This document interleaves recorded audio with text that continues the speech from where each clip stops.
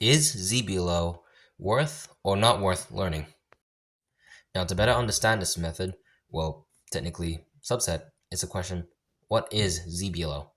So ZBLL is a subset made by two people, Ron von Bruckham and Zbigniew Zabrowski, back in around 2002. So they created this subset called ZBLL, where you solve the entire last layer in one algorithm. But this only applies to if this has a cross on top. Or instead, if you would just do normal OLL and PLL like this, you could do something like this. Now, y'all are probably thinking this is going to be like really, really good of a subset because OLL and PLL is just two steps when ZBLL is basically just one. It's basically like one look last layer, but better recognition and it's a lot easier to recognize since it always has a cross on top. Though there are some pros and cons. First, I'll be talking about the cons, then the pros. Now, first of all is recognition. If you're already good with COLL, PLL, OLL recognition from multiple angles, then that's actually pretty good because those steps require like some pretty good recognition from multiple angles. But when you get to ZBLL, it is sort of the same thing and sort of maybe not at the same time, as these two look basically exactly the same. Like basically T-shape, huge blocks, but there's one difference. There's a bigger block on this side and a bigger block on this side. So this algorithm just goes like this, and this algorithm goes like this. So yeah, recognition for basically very similar looking ZBLLs will be quite difficult, as a lot of them look very similar to each other, and their algorithms may or may not be similar, and are sometimes maybe a bit long and hard to memorize. Second of all is learning the algorithms itself.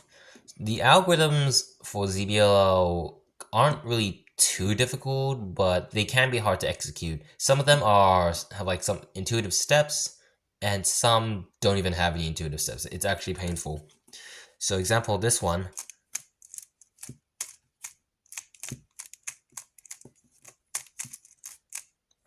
That one's pretty long, and that one isn't the best intuitive, but it's maybe even intuitive enough, but the recognition will still be hard. And now onto my final verdict is the amount of algorithms you have to learn.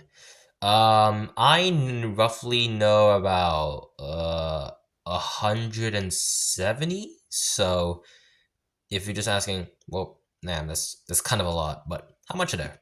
Well, I'll tell you. It's more than your bank account. Okay, I'm kidding about that part. But if you have more money than the amount of algorithms in ZBLL, well, good for you. You ain't going broke anytime soon.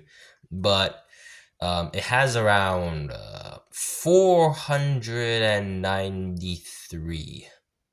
Yeah, that is a lot. And if your bank account is not more than that, well, I'm sorry. Yeah. Okay, now we're gonna talk about the good stuff. And I'm not sure if there's much good stuff to know about it, but with every con, there will be pro. Like, with every cons, there will be pros. Well, whatever that means.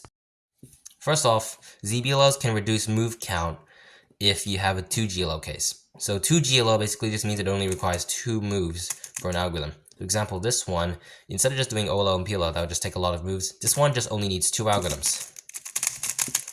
See how many less moves there are than OLL and PLL?